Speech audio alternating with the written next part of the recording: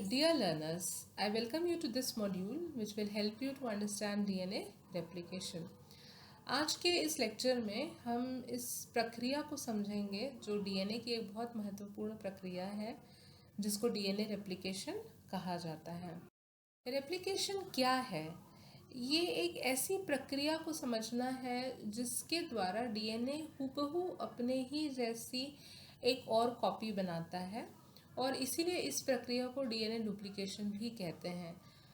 The process of synthesis of exact copy of itself by DNA is called as DNA replication and it is also called as DNA duplication. DNA replication किस पद्धति से होता है, इस पे 3 अलग अलग थियरीज प्रपोज की गई थी और ये जो थियरीज थी ये थी conservative theory, semi conservative theory and distributive theory. Distributive को ही बहुत सारी किताबों में आपको डिस्पर्सिव भी वर्ड मिलेगा। तो ये 3 ही थियरीज थी जो डीएनए रेप्लिकेशन को समझाने के लिए वैज्ञानिकों ने प्रपोज की थी या दी थी। सबसे पहली थियरी हम इधर से शुरू करते हैं, कंजर्वेटिव थियरी। थियरीज को समझने के पहले हम 2 टर्म्स को समझ लेते हैं। एक होता है पेरेंटल डीएनए और दूसरा होता है डॉटर डीएनए। इसका क्या मतलब है, ये आगे भी बहुत जगह आएगा, ये 2 टर्म्स आएंगे। पेरेंटल डीएनए मतलब वो डीएनए की कॉपी जो बिल्कुल अपने जैसी ही दूसरी प्रति बनाना शुरू करती है, उस डीएनए को हम कहते हैं पेरेंटल डीएनए। जब पेरेंटल डीएनए का रेप्लिकेशन हो जाता है तो आपके पास अब 2 डीएनए हैं जो बिल्कुल एक जैसे हैं, तो ये दोनों डीएनएस को फिर हम डॉटर डीएनएस कहते हैं। तो ये आपको याद रखना है, this is the parental DNA and these are the daughter DNA. These 2 terms will come again and again. ये आपको लेक्चर में बहुत बार ये टर्म्स आएंगे। पेरेंटल डीएनए मतलब जो रेप्लिकेट कर रहा है और रेप्लिकेशन होने के बाद जो 2 डीएनए आपको मिलेंगे वो दोनों को हम डॉटर डीएनए कहते हैं। तो कंजर्वेटिव मोड ऑफ रेप्लिकेशन जो होता है उसमें आप देख रहे हैं कि यहाँ पेरेंटल डीएनए को लाल रंग से दिखाया गया है, तो ये डीएनए वैसा का वैसा ही एक डॉटर डीएनए बन जाता है और ये अपने जैसी जो नई प्रति बना रहा है वो प्रति में दोनों स्ट्रैंड्स जो हैं वो नीले हैं, मतलब दोनों नए बने हुए हैं, उसमें पेरेंट की तरफ से कोई भी स्ट्रैंड नहीं आता। तो इस प्रक्रिया में या इस थियरी के द्वारा उन्होंने रेप्लिकेशन को जो समझाया उसके द्वारा ये जो पेरेंटल डीएनए है ये जैसा है वैसा ही ये डॉटर डीएनए के रूप में आ जाता है, तो कंजर्व होता है। कंजर्व होना मतलब जैसा है वैसा ही रहना बिना किसी बदलाव के। तो इसीलिए इस थियरी को कहा गया कंजर्वेटिव मोड ऑफ रेप्लिकेशन, की रेप्लिकेशन होने के बाद भी जो पेरेंटल डीएनए है वो जैसा है वैसा ही जब रहता है तब उसको कंजर्वेटिव मोड ऑफ रेप्लिकेशन कहते हैं। इसके अलावा और एक विकल्प आया जिसको सेमी कंजर्वेटिव कहते हैं। अब सेमी कंजर्वेटिव थियरी क्या है, नाम से ही आप समझ सकते हैं। सेमी मतलब होता है आधा।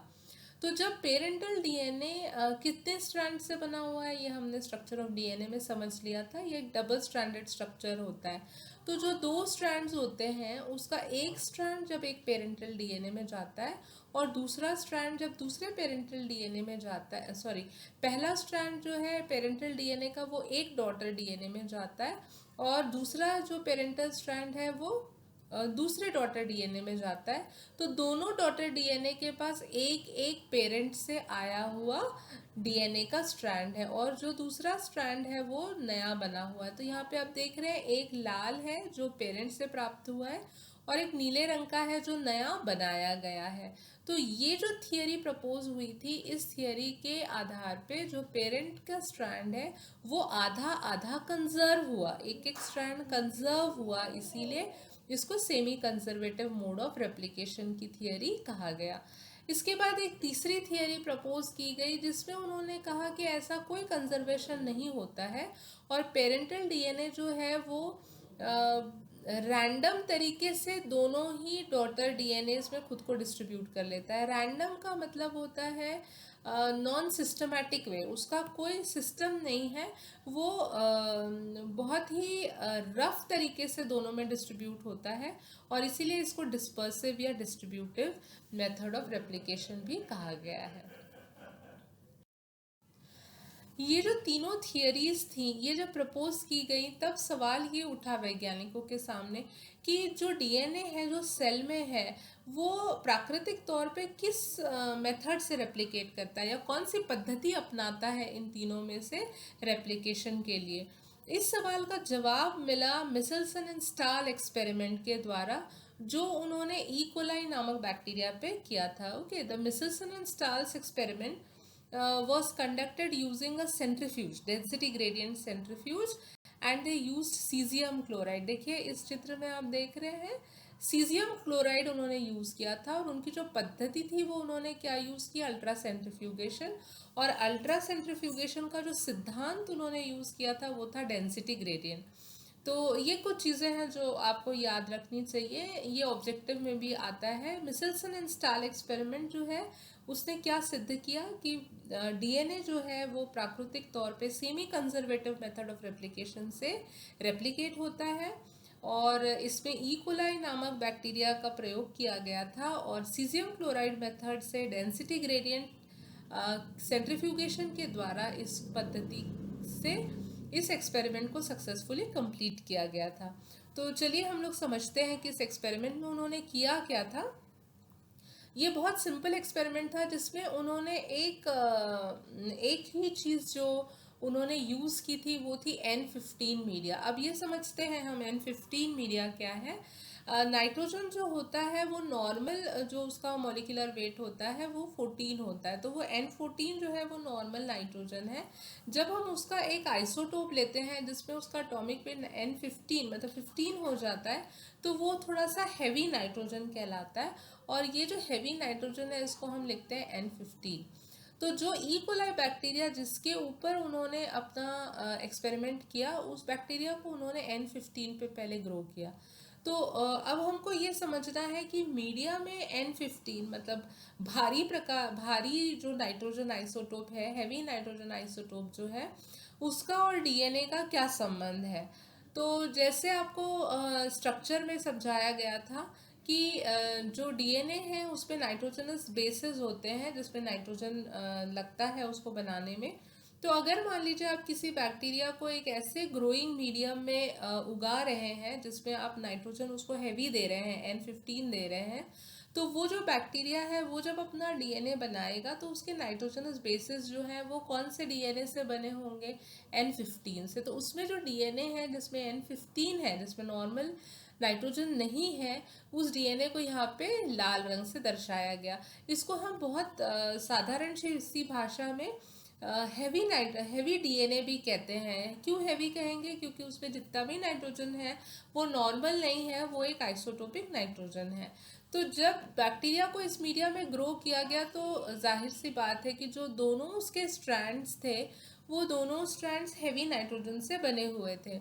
अब उन्होंने क्या किया, ऐसे बैक्टीरिया से उन्होंने डीएनए को सेपरेट किया, और सेपरेट करके उन्होंने सेंट्रीफ्यूज किया। ठीक है, सेंट्रीफ्यूज करने के बाद पहले एक्सपेरिमेंट में उनको एक बैंड मिला सेंट्रीफ्यूगेशन का।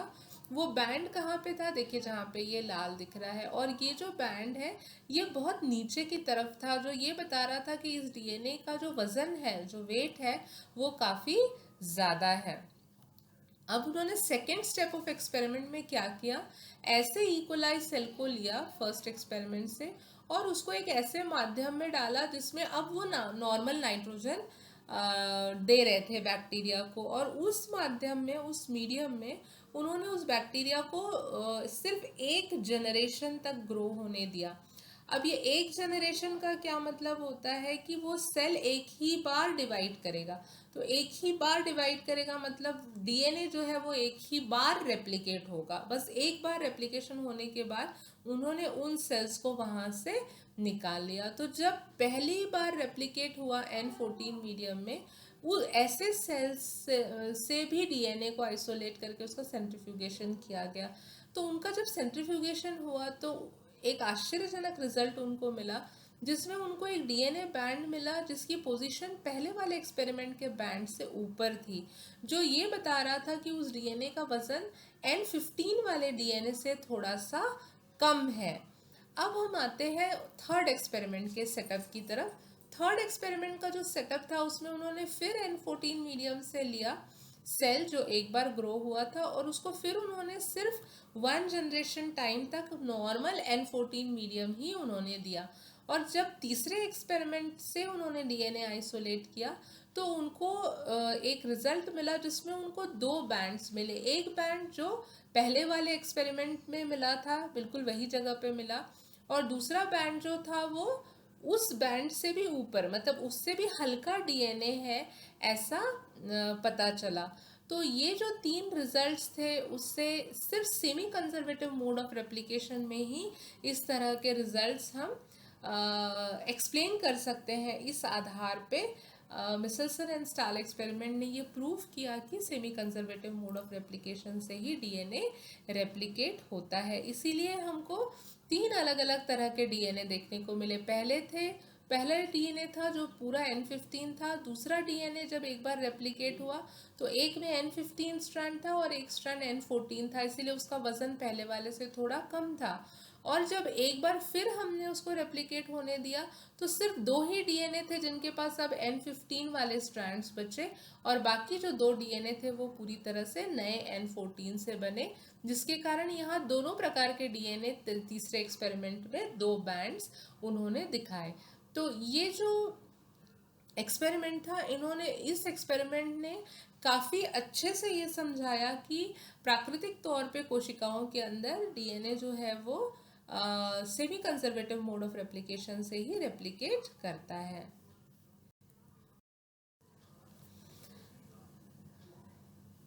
अब हम आते हैं रेप्लिकेशन का मेन रिएक्शन। रेप्लिकेशन वैसे एक बहुत सिंपल सा रिएक्शन है जिसको एक सेंटेंस में आप याद कर सकते हैं कि वो एक इलोंगेशन रिएक्शन है। मतलब इस रिएक्शन में जो उसका मोनोमर है, ये उसका मोनोमर है जो 4 तरह का होता है, एडेनिन, गुआनिन, साइटोसिन या थाइमीन, उसको ये ट्राइफॉस्फेट के फॉर्म में डीएनए को अटैच होता है। तो ये एक इलोंगेशन रिएक्शन है जिस रिएक्शन में हमको सिर्फ किसकी ज़रूरत पड़ती है, चारों प्रकार के नाइट्रोजनस बेस के ट्राइफॉस्फेट की हमको ज़रूरत पड़ती है। तो अब हम आते हैं इसके एक टर्म की तरफ जो आगे बहुत बार आएगा, वो होता है टेम्पलेट स्ट्रैंड। जो डीएनए पुराना है जिसको आधार मानकर नया डीएनए बनाया जाता है, उस पुराने डीएनए को हम कहते हैं टेम्पलेट। जब रेप्लिकेशन शुरू हो जाता है तो उस पुराने डीएनए के स्ट्रैंड को हम क्या कहेंगे, टेम्पलेट स्ट्रैंड। और जो नया डीएनए बन रहा है उसको हम कहते हैं डॉटर स्ट्रैंड। और एक चीज़ आपको हमेशा याद रखनी है कि जो नया स्ट्रैंड बनता है वो हमेशा 5' से 3' की ओर ही बनेगा। ये भी आपको एक चीज़ ध्यान में रखनी है कि नया स्ट्रैंड का सिंथेसिस 5' से 3' की तरफ ही होता है। ये देखिए, ये इलोंगेशन रिएक्शन का और एक डायग्राम है जिससे और आपको अच्छे से समझ में आएगा। ये जो है ये टेम्पलेट स्ट्रैंड है जो मैंने आपको बताया, जो ओरिजिनल डीएनए है।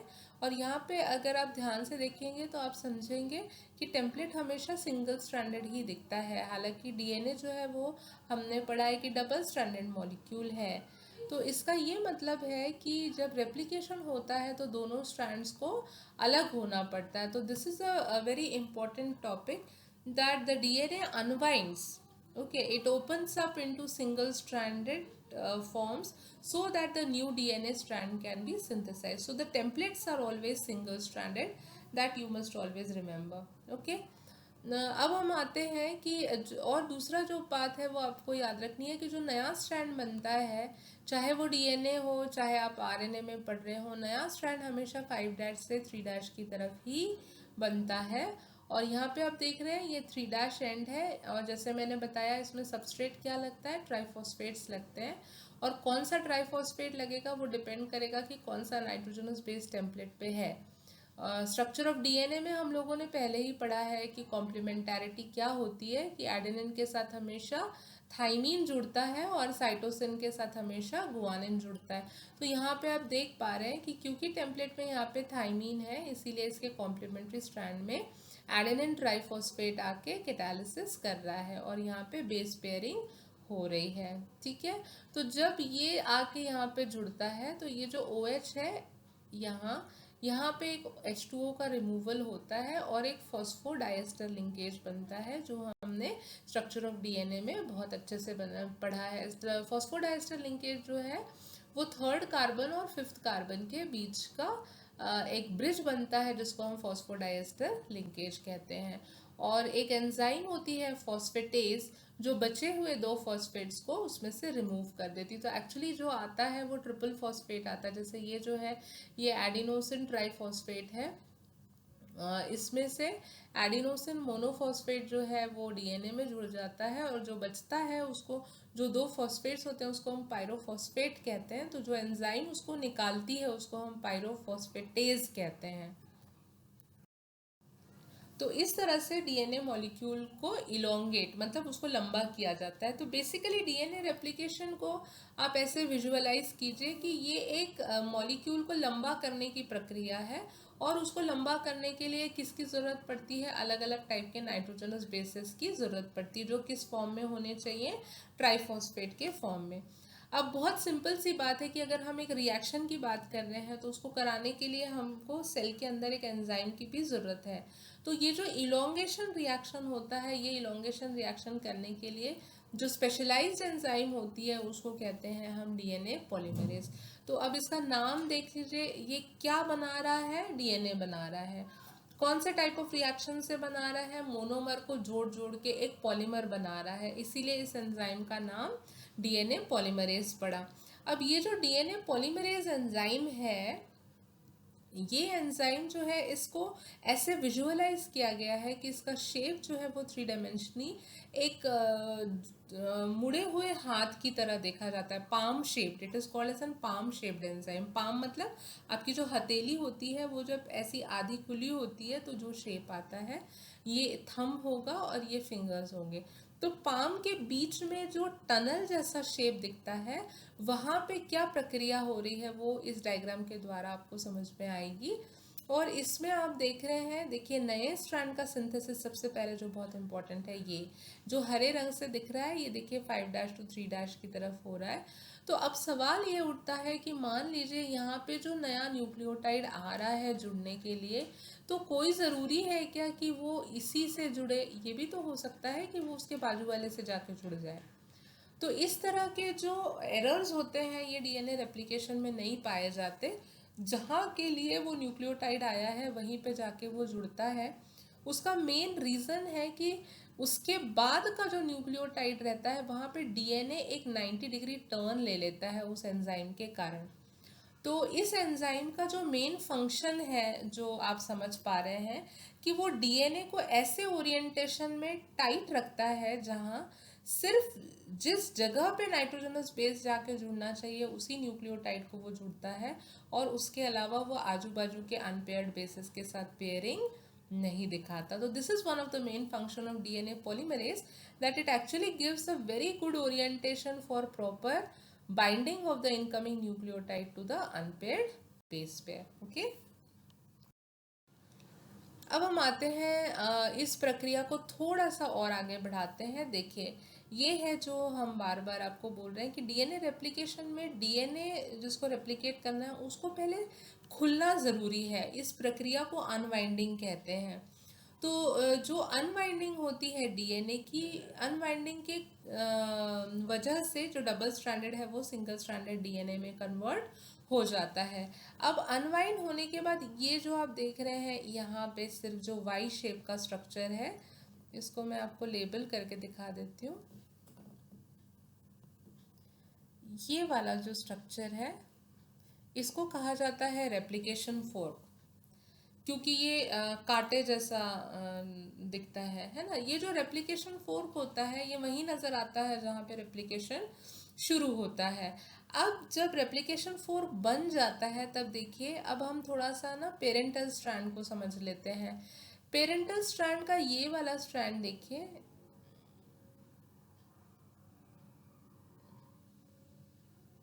ये वाला स्ट्रैंड देखिए आप, जो लाल रंग से बन रहा है, ये डॉटर डीएनए है जो नया बन रहा है ना। तो ये जो डॉटर डीएनए है इसमें यहाँ शुरुआत में आपको एक हरा छोटा सा पैच दिख रहा है। तो आपको ये याद रखना है कि जैसे आपको शुरू में ही बताया गया कि डीएनए रेप्लिकेशन जो है वो इलोंगेशन का प्रोसेस है, मतलब वो एक छोटे से मॉलिक्यूल को लंबा करने की प्रक्रिया है, लेकिन वो डीएनए सिंथेसिस को शुरू करने की प्रक्रिया नहीं होती है। उसका रीज़न ये है कि डीएनए पॉलीमरेज खुद से रेप्लिकेशन शुरू नहीं कर सकता, उसको हम कहते हैं डी नोवो सिंथेसिस नहीं कर सकता। तो डी नोवो सिंथेसिस की एबिलिटी सिर्फ आरएनए पॉलीमरेज एंजाइम में होती है, और आरएनए पॉलीमरेज एंजाइम जो है उसको इस केस में प्राइमेज कहा गया है, क्योंकि वो एक छोटा सा आरएनए का टुकड़ा बना के चली जाती है। और ये जो छोटा आरएनए का टुकड़ा आप हरे रंग में देख रहे हैं, ये टुकड़ा जो है इसको यहाँ पे प्राइमर कहते हैं। तो इसको प्राइमर कहने का रीज़न ये है कि ये एक बेस बनाता है, जिस बेस को लंबा करने का काम डीएनए पॉलीमरेज करती है। तो जैसे आरएनए प्राइमेज आके इसको प्राइमर को बना देती है, उसके बाद यहाँ से उसको लंबा करने का काम डीएनए पॉलीमरेज करती है। अब आप देखिए ये जो स्ट्रैंड है ये 5' से 3' की तरफ जा रहा है, तो उसकी दिशा इस तरफ है, ये देखिए डायरेक्शन है ना, इस तरफ है। तो सारी एंजाइम्स भी किस तरफ मूव हो रही है, देखिए overall direction of DNA replication भी किस तरफ है, इसी तरफ है।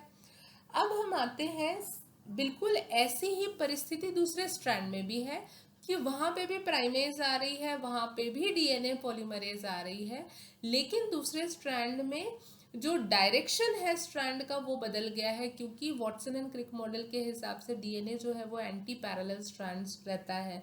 तो इसीलिए यहाँ पे जो दिशा है वो देखिए बिल्कुल उल्टी है, जिस दिशा में रेप्लिकेशन जा रहा है उसके बिल्कुल विपरीत दिशा में दूसरे स्ट्रैंड का सिंथेसिस होना है। इसकी वजह से क्या होता है, इस एंजाइम को बार बार उल्टी तरफ रेप्लिकेशन करना पड़ता है। जैसे ये एंजाइम यहाँ से यहाँ तक रेप्लिकेशन उसने किया 5' to 3', लेकिन यहाँ 5' to 3' करने के लिए उसको यहाँ से यहाँ वापस आना पड़ेगा। उसके चलते क्या होता है, हर बार छोटे छोटे टुकड़े बन के वो सिंथेसिस बीच में रुक जाता है, फिर एक आयरन प्राइमर बनता है। तो ये जो बनना है वो किस दिशा में हो रहा है, इस दिशा में। तो देखिए यहाँ पे प्राइमर भी इस तरफ है, और फिर ये इलोंगेट हुआ, यहाँ तक आके छूट गया, ये प्राइमर है यहाँ पे, यहाँ से बन के यहाँ पे छूट गया।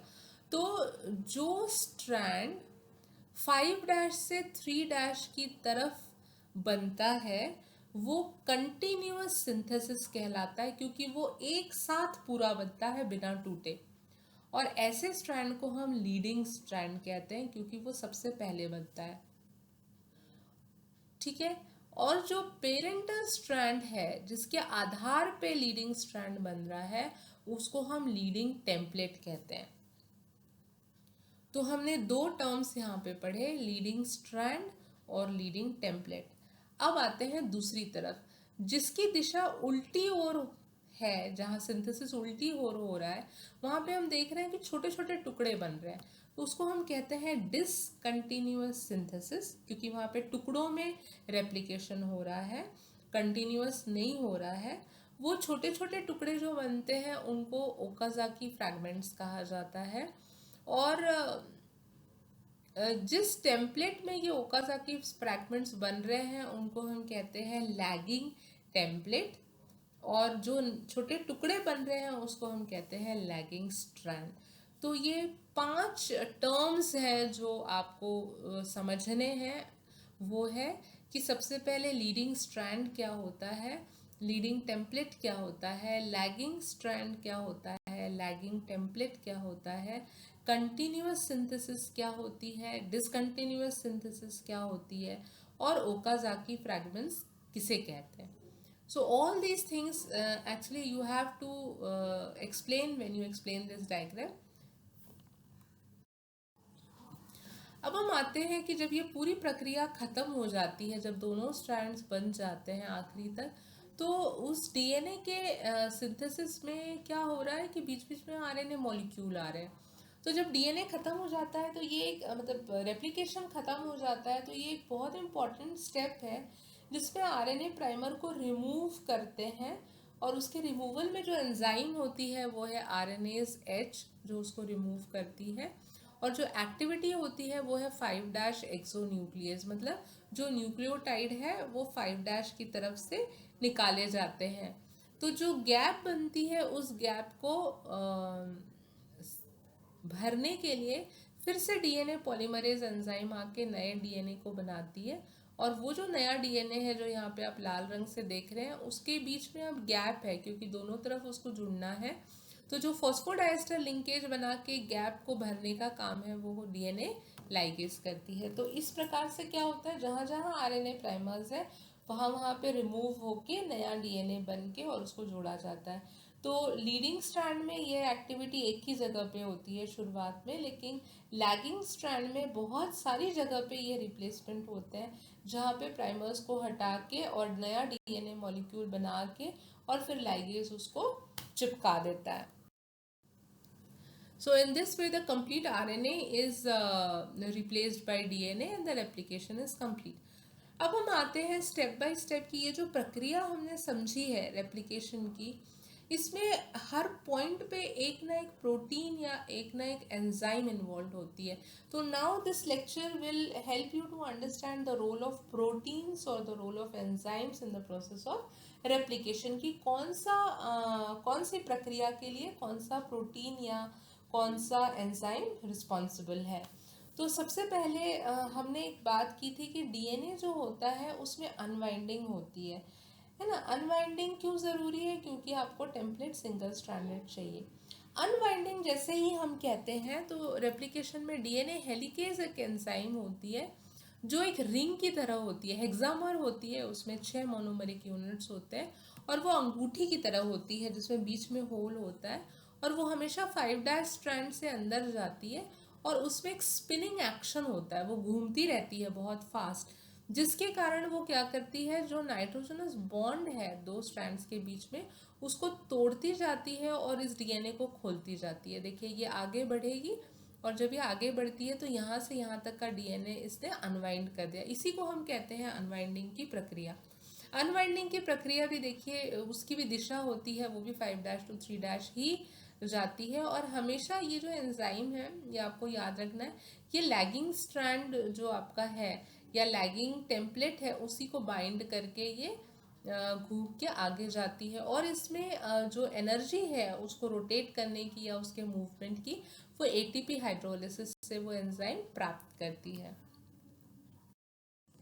अब आते हैं हम सेकेंड टाइप ऑफ प्रोटीन, इसको हम एंजाइम तो नहीं कह सकते, ये एक डाइमेरिक प्रोटीन होता है। डाइमेरिक मतलब इसके 2 सब यूनिट्स होते हैं, और ये डाइमेरिक प्रोटीन जो है ये सिंगल स्ट्रैंडेड डीएनए जैसे ही हेलिकेज बनाती है तो ये जाके वहाँ पे बाइंड हो जाता है, और बाइंड होने के कारण वो डीएनए जो है वो वापस वाइंड नहीं हो सकता। तो अनवाइंडिंग होने के बाद सिंगल स्ट्रैंडेड डीएनए को रखने के लिए ये एसएसपी प्रोटीन बहुत ज़्यादा हेल्प करता है। अब हम आते हैं, जैसे यहाँ पे आप देख रहे हैं यहाँ अनवाइंडिंग हो रही है तो इस जगह पे पूरा सिंगल स्ट्रैंडेड बाइंडिंग प्रोटीन लगे होते हैं, इसीलिए ये डीएनए वापस कॉइल नहीं होता है। ठीक है, अब हम आते हैं एक और एंजाइम जिसको हम कहते हैं टोपो आइसोमेरेज। ये एंजाइम भी हेलिकेज की तरह ही वही काम करती है जहाँ पे रेप्लिकेशन होता रहता है, और हेलिकेज जो है वो क्या कर रही है, अनवाइंड कर रही है ना।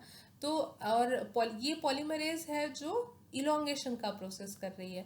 तो जब ये डीएनए आगे की तरफ अनवाइंड होता जाता है तो इसके जो हेलिकल टर्न्स है वो आगे की तरफ कॉन्सेंट्रेट होते जाते हैं, जिसके कारण आगे बहुत ज़्यादा वाइंडिंग डेंस हो जाती है, मतलब डीएनए का जो हेलिक्स है वो बहुत ज़्यादा पिरोया जाता है, जिसको हम कहते हैं पॉजिटिव सुपर कॉइल।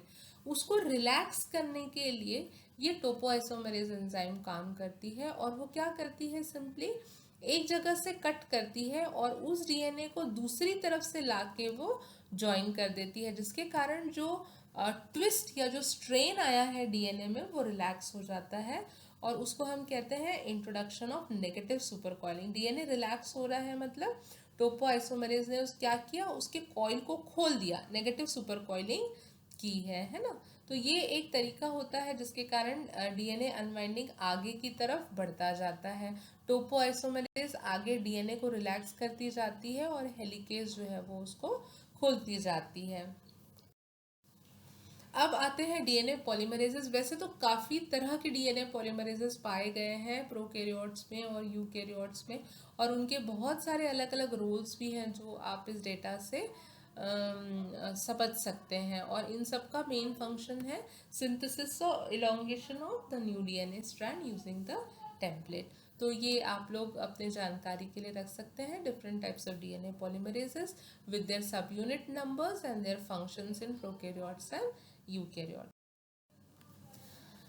अब हम आते हैं कि जिस प्रक्रिया को हमने पढ़ा उस प्रक्रिया में शुरुआत, मतलब हमने ये देखा कि रेप्लिकेशन फोर्क जो है वो रेप्लिकेशन फोर्क शुरू होने के बाद डीएनए पॉलीमरेज आके उस टुकड़े को लंबा कर रही है, इलोंगेशन कर रही है। इसकी शुरुआत जिस पॉइंट से होती है जहाँ रेप्लिकेशन फोर्क बनता है, उस पॉइंट को हम कहते हैं ओरिजिन ऑफ रेप्लिकेशन। ओके, इसको ओराई साइट भी कहा गया है बहुत सारी किताबों में। और बहुत सारे लोग कहते हैं कि सिर्फ साइट की जगह, मतलब ओराई साइट जो है वही रिस्पॉन्सिबल नहीं होती रेप्लिकेशन के लिए, उसके लिए एक इनिशिएटर होता है, मतलब और एक रेप्लिकेटर सीक्वेंस होता है। तो ये जो इनिशिएटर प्रोटीन है ये जाके पहले डीएनए को बाइंड करता है, इसके बाइंडिंग से रेप्लिकेटर में एक रिस्पॉन्स आता है जिसके कारण अनवाइंडिंग शुरू होती है, और फिर बाकी की सारी प्रक्रिया खत्म होके ये दो आपको डॉटर डीएनएस मिलते हैं। तो ये एक थियरी है जो इनिशिएशन के बारे में है। इनिशिएटर प्रोटीन के बारे में जब स्टडी किया गया तो ये कहा गया कि ये प्रोटीन 3 स्टेप्स में अपना काम करता है। The first step is it binds to the, जैसे पहले मैंने आपको बताया कि ये सबसे पहले बाइंड करेगा डीएनए को एक पर्टिकुलर साइट पे। जहाँ ये बाइंड करता है उसी के आसपास ये अपनी एक्टिविटी दिखाता है, जिसके कारण डीएनए मेल्ट होता है। Now what do you mean by melting of DNA? कि जो हाइड्रोजन बॉन्ड्स हैं वो टूट रहे हैं और डीएनए जो है वो उस पॉइंट पे अनवाइंड हो रहा है। तो डीएनए अनवाइंडिंग शुरू करने में भी इसका रोल है, और जैसे ही अनवाइंडिंग हो जाती है वैसे ही वो जो प्रोटीन डीएनए रेप्लिकेशन करने वाला है उस प्रोटीन को वहाँ अट्रैक्ट करने का काम भी ये इनिशिएटर प्रोटीन करता है। तो you can just sum up that initiator protein is a protein which will help in binding of the DNA, it will help in melting or local unwinding of the DNA, and also it will help in attracting the required enzyme for replication. Okay. Now we come to the topoisomerases. Okay. Now topoisomerases क्या होते हैं? ये जो टोपोआइसोमेरेसेस होते हैं इनका थोड़ा अलग रोल है। ये जो डीएनए हमने पहले भी पढ़ा है, सर्कुलर डीएनए, मतलब ये प्रोकैरियोटिक डीएनए रेप्लिकेशन है। रेप्लिकेशन तो जैसे आपको बताया उन्हीं स्टेप्स में होगा, इनिशिएटर होगा, रेप्लिकेटर होगा, फिर डीएनए पॉलीमरेज आके ये अपनी पूरी एक्टिविटी खत्म करेगी। लेकिन प्रोकैरियोट्स में